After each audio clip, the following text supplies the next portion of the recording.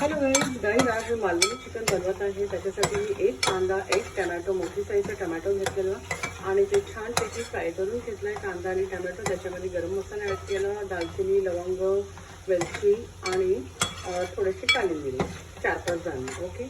आणि त्याच्यानंतर आपला मालवणी मसाला, हळद पावडर हे सगळं टाकून मी छानपैकी फ्राय करून घेतलं आहे मसाल्याला.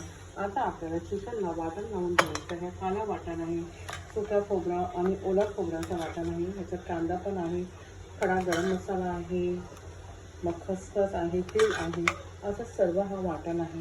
सो हे छानपैकी वाटण लावून घेऊया चिकनला आणि मग हाच चिकन आपल्याला ह्या मसाल्यामध्ये सोडायचा आहे. ओके. आणि थोडासा पाणी आपण ताटावर टोपावरच ठेवूया ताट आणि मग तो गरम पाणी थोडा थोडा करून आपण ॲड करत जायचं.